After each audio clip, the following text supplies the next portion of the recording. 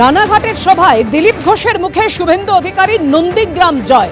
নন্দীগ্রাম কান মূলে বাড়ি পাঠিয়ে দিয়েছে। নন্দীগ্রাম নিয়ে মমতা বন্দ্যোপাধ্যায়কে আক্রমণ শানিয়েছেন দিলীপ ঘোষ।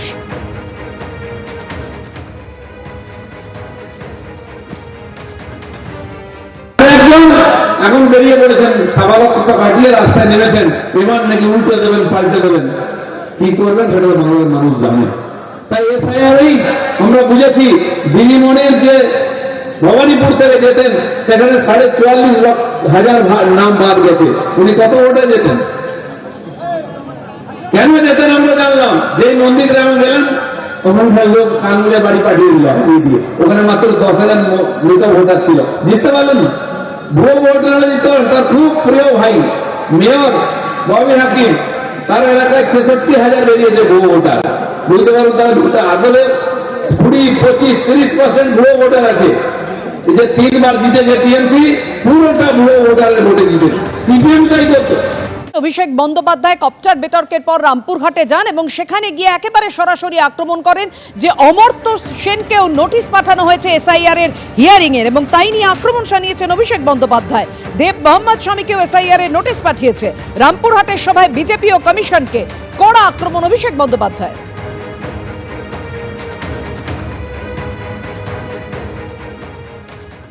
এসআইআর এ আমি আস্তে আস্তে শুনছিলাম, হায় রে পোড়া কপাল, অমর্ত্য সেনকে হিয়ারিং এর নোটিশ পাঠিয়েছে। অমর্ত্য সেন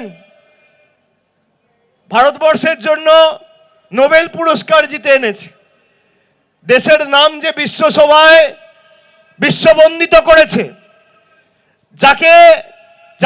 যাকে দেখে, যার মাধ্যমে দেশকে লোক চেনে জানে, যার হাত ধরে দেশ সমৃদ্ধ হয়েছে, সেই অমর্ত্য সেনকে এসআইআর এর নোটিশ পাঠিয়েছে। কালকে দেখছি বাংলা সিনেমার উজ্জ্বলতম নক্ষত্র অভিনেতা দেব, তাকে হিয়ারিং নোটিশ পাঠিয়েছে।